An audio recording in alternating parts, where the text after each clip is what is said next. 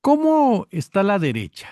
¿En qué posición está la derecha? ¿Qué ya fue suplantada por la ultraderecha? Hay que comenzar a hablar de la ultraderecha en México como tal, como figura predominante en la oposición.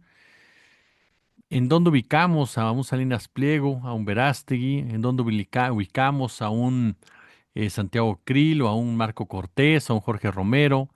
¿En dónde ubicamos a un personaje como Claudio X González? En fin, ¿en dónde está la derecha en México? Mi querido Ariel Rodríguez Curi, como siempre, un verdadero placer yo no saludarte. ¿Cómo estás? Bien, Jesús, muchas gracias. Aquí estamos. Mira, yo creo que está en un punto en el cual se conjugan sus instintos más básicos con cierta necesidad de observación y de ensayo y error. Constantemente están saliendo a la palestra para opinar sobre algún tema que juzgan de interés nacional, a ver si ese es el tema de la posición de derecha en México. Pero esas salidas, digamos, a lo público no están definidas, creo yo, todavía por un programa o por un panorama estructurado sobre cuál es el curso deseable para una oposición como la que algunos de ellos plantean. Yo sí creo que hay una posición liberal, en estos momentos conservadora en muchos sentidos, pero que tiene algún sesgo liberal todavía. Y por otra parte hay una oposición de derecha más ideológica y menos comprometida con muchas cosas. Lo que las reúne, lo que les da un perfil definido es su absoluta inexperiencia en el quehacer político de oposición. Y en ese sentido, quien puede beneficiarse mucho más es la extrema derecha. Porque si hablas con los nombres que mencionaste generacionalmente, incluso hablando de dos generaciones, mal que bien habían estado en el poder y habían disfrutado de muchas cosas que tienen que ver con el ejercicio directo del gobierno o con lo que pensaban que era una hegemonía en los medios, en la discusión pública, por ejemplo. Ahora ni tienen el gobierno, ni tienen esa hegemonía en medios y en el discurso público. Ya lo que dicen es cuestionado no solamente por los intelectuales cercanos al régimen, sino por la gente común también y por los hechos mismos de la política. Entonces, yo creo que en esta indiferencia en la cual se mezcla la derecha y la extrema derecha, quien va a ganar o quien puede ganar, no estoy seguro de eso y ojalá me equivoque, podría ser la extrema derecha, que tiene menos ataduras respecto al sistema republicano y democrático mexicano. Y yo creo que ahí los conservadores liberales se van a arrepentir mucho de no haber hecho los matices suficientes respecto a la naturaleza del régimen de Claudio Sheinbaum. Se van a arrepentir muchísimo. ¿Qué marca la diferencia entre la ultraderecha y la derecha, querido Ariel? Para que la gente lo tenga claro. ¿Quién es quién? Pues, ¿en dónde vienen las diferencias entre ellos? Mira, yo creo que una diferencia fundamental, más o menos subrepticia, pero que marca la diferencia todavía entre ambas tendencias, es su actitud ante el género y ante los derechos de las mujeres. Curiosamente, parece un problema primario, digamos, ubicado en el debate más social que político, y sin embargo es fundamental. La extrema derecha en México es o está profundamente contra los derechos de la mitad de la población mexicana. Lo que pasa es que ahorita no le dicen, pero es misógina. Ese es un elemento fundamental. El siguiente elemento es que la extrema derecha cree y lo dice en la diferencia, vamos a decirlo así, de aspecto de los mexicanos. Claramente es una ultraderecha criolla. Uh-huh. Es decir, una ultraderecha que mira el mundo indígena y el mundo mestizo de una manera diferente, como que son mexicanos, pero tal o cual cosa. Ese es otro elemento muy, muy importante. Y en tercer elemento que me parece fundamental es que no tenemos la menor idea de sus compromisos con la democracia y la república. Uh-huh. Lo que les interesa y lo que envidian de la 4T es el gobierno fuerte. Eso sí lo envidian, pero no envidian las formas republicanas que contra lo que se diga, la 4T las ha defendido y las ha vivido y se ha montado en ellas. Ujú.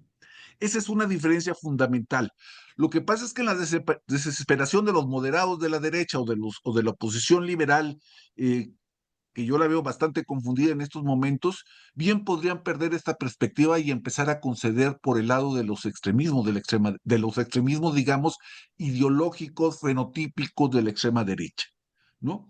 Y allí hay un elemento que parece unir todo, que aparentemente viene de afuera, pero que es central, y es la rebeldía de Salinas Pliego respecto a un acto que todos los mexicanos cumplimos, o que casi todos los mexicanos, o que una mayoría de mexicanos cumplimos, nos guste o no nos guste, que es pagar impuestos. Esa es una rebeldía fundamental. Ese es equivalente a negar la democracia como sistema político. Si no pagas impuestos, no eres demócrata, Jesús. Eso es absolutamente fundamental, ¿no? Y en ese barco, y a pesar de que no han salido todavía muchas voces a defender a Salinas Pliego, en ese barco se pueden comprometer muchísimas oposiciones moderadas a la 4T, ¿no? Es decir, en un acto de rebeldía respecto al fundamento mismo del Estado, que es el pago de impuestos. El otro, en un Estado democrático, es la participación en elecciones. Y un último elemento que también me preocupa muchísimo y que, si no hace diferencia, juega mucho en este sentido, es la incompetencia para vivir la oposición, ¿no? A la extrema derecha no le importa eso porque cree en el todo o nada, o va a creer tarde o temprano en el todo o nada. Los que se dicen o se creen moderados pueden embarcarse también en ese boleto, ¿no? Sobre todo porque hay un ambiente internacional donde parece de dibujarse el lugar donde está ubicado la democracia y los valores de la democracia. Lo vemos claramente en Estados Unidos, por ejemplo, ¿no? Entonces, ahí hay una serie de problemas que señalan todavía una zona vaporosa, una zona gelatinosa, donde los que ahora se presentan como defensores de la democracia pueden atentar contra ella, incluso sin darse cuenta, dadas las alianzas que van a hacer. En tiempos antiguos, en el siglo XIX, se llamaba ese partido el Partido del Orden, ¿no? Y el Partido del Orden tiene muchos rostros, ¿no?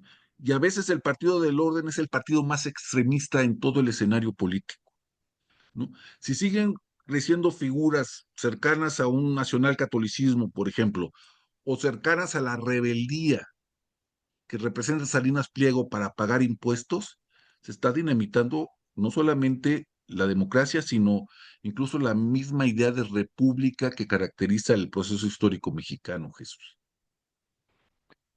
¿Qué tanto, mi querido Ariel, qué tanto impacta ese discurso en la población? ¿Qué tanto impacta la manera en cómo se desarrolla la narrativa de la ultraderecha en la población mexicana? Mira, yo creo que ahorita es menor su impacto, afortunadamente. En parte porque hay una serie de políticas públicas que, perfectibles como deben ser, responden a necesidades inmediatas, muy apremiantes para la población, como es mejorar un poco y garantizar su calidad de vida, ¿no? Eso es fundamental. Pero habrá coyunturas donde esto se relativice y empiece a jugarse más, ¿no? A mí siempre me ha preocupado, y lo hemos platicado en tu espacio varias veces, es el asunto de los ingresos fiscales del Estado. ¿Qué pasa cuando el Estado se proponga seriamente aumentar sus ingresos fiscales? O sea, ¿qué pasa cuando venga una reforma fiscal en este país? Ahí podría haber reacomodos y discursos que podrían llegar a ciertos sectores de la población que ahora se reconocen en la 4T, pero que en un momento dado ya no se reconocerían en la 4T.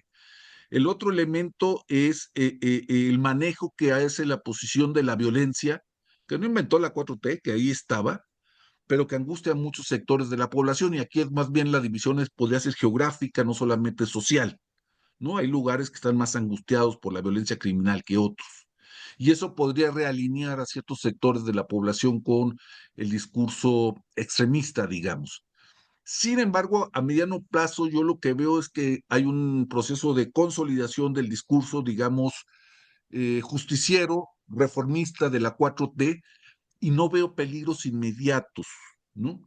Pero sí puedo ver en el panorama, sobre todo de aquí a 2030, desbarres espectaculares de algunos que hoy son demócratas y liberales, y vamos a ver si en 2027 y sobre todo en 2030 siguen siendo demócratas y liberales, ¿no? Si no se los traga, si no los estrangula la serpiente que puso el huevo, ¿no?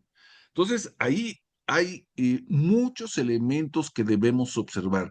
Afortunadamente, otros actores que habían alimentado, que suelen alimentar los discursos de extrema derecha, como es la Iglesia Católica especialmente, en estos momentos yo creo que está en un proceso de transición muy especial que no la coloca en el centro de el debate y tampoco es un referente moral ya, ¿no?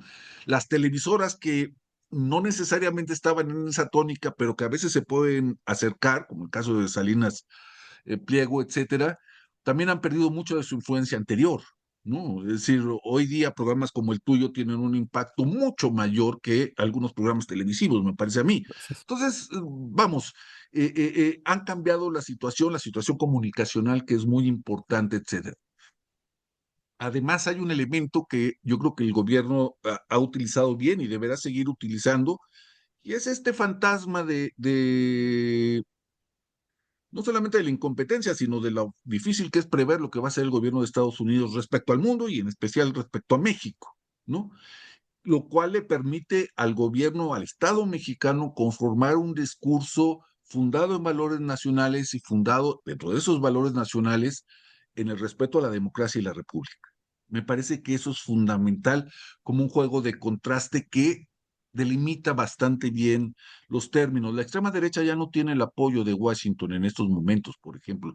Tiene algunos sectores, pero como no sabemos qué va a pasar dentro de 3 meses en Estados Unidos, tampoco la apuesta puede ser tan poderosa en ese sentido, ¿no? Y yo creo que para descargar esa situación tan difícil que es siempre la relación con Estados Unidos, la visita del presidente francés fue muy significativa en esos términos. Es decir, hay otras opciones para voltear a ver a un régimen típicamente republicano como el francés, pues, ¿no? Entonces yo creo que no es tan fácil que pueda elaborar en estos momentos la derecha más extrema un discurso coherente que permea la población, pero eso depende de la profundidad y de los contenidos de las coyunturas. Y en eso hay que tener mucha atención. Lo vimos con el caso en el asesinato de Europa, que alebrestó las redes de una manera bastante notable. Ahorita me llama mucho la atención cuando dices no tiene el apoyo del gobierno de Estados Unidos. Es decir, esta extrema derecha mexicana de Salinas Pliego, que si la Red Atlas, que está comandada por su primo, que si se cuelgan ellos en todo momento, que van y le piden a Donald Trump que nos venga a salvar, ¿no ves tú que tengan ese respaldo, por lo menos de ese grupo de Donald Trump? No creo, porque lo que caracteriza a Trump es un pragmatismo arbitrario, autoritario, etcétera, pero no un compromiso ideológico, ¿no? Y tiene, dadas los resultados de las elecciones de este principio de semana, Jesús va a tener que volver a cierto pragmatismo respecto a las demandas de grupos sectoriales y geográficos en Estados Unidos, y ahí el tratado comercial es mucho, muy importante. Trump jamás va a sacrificar nada a un valor ideológico, ¿no? Va a utilizar los valores ideológicos en la medida que le beneficien. Cuando un valor no le beneficia, lo va a cambiar por otro, ¿no? Como en el viejo chiste de los hermanos Marx.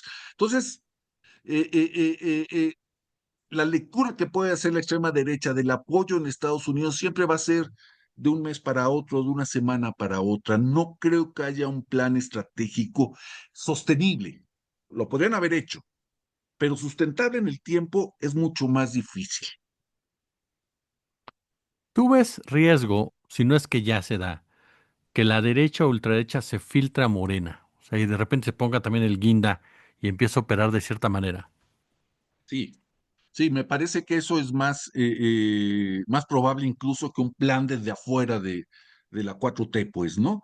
Y ahí me parece que ha sido correcto, yo creo, cierta ambigüedad o cierta flexibilidad en los valores políticos de Morena, pero a mi juicio ya es hora de que haya un control de calidad, no solamente sobre los militantes, sino también sobre lo que se dice en Morena y desde Morena, ¿no? Morena se puede convertir en la matriz de la política de aquí a unos años, por ejemplo. Y por lo tanto habrá grupos que traten de hacer esto justamente lo que tú me estás indicando, y a mí me parece un peligro mayor que lo que podría venir de afuera o de Estados Unidos en estos momentos.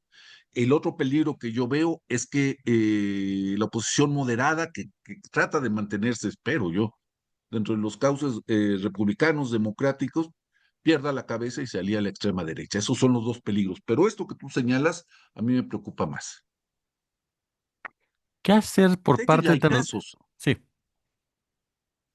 dime, dime. ¿No? Hay casos que dicen cada cosa, que dices, eso no lo puede decir un partido que aunque no les guste es de izquierda.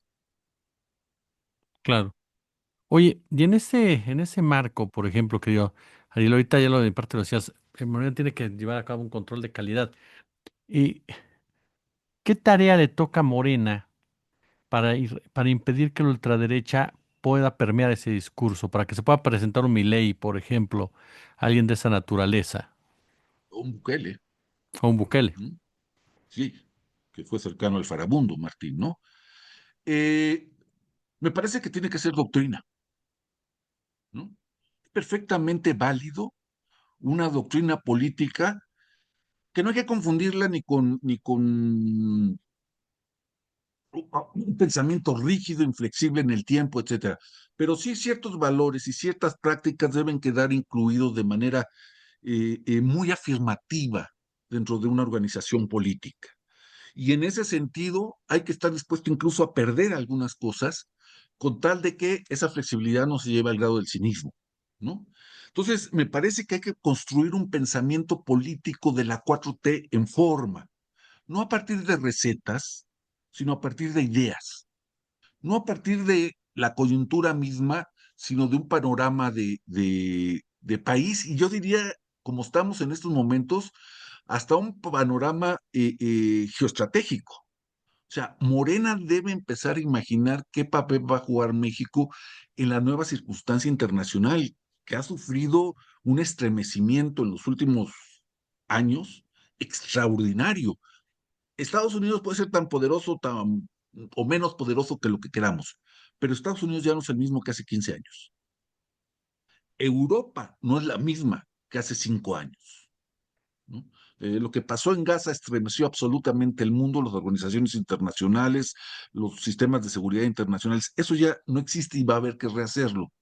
Morena tiene que salir de su paroquialismo y conformar una doctrina que incluya lo nacional en lo global, de manera decidida, con principios, incluso vindicando cierto tipo de ideología, que no sé cuál es, que no se trata de colgarte de lo que ya hay, sino generar un pensamiento propio con todo el nivel de profundidad que esto requiera, ¿eh? Claro. Mm, mm. Mi querido Ariel Rodríguez Curi, yo como siempre quiero agradecerte muchísimo estos minutos que nos compartes y que nos permitas aprender de ti, oye. Al contrario, un placer, Jesús. Un abrazo.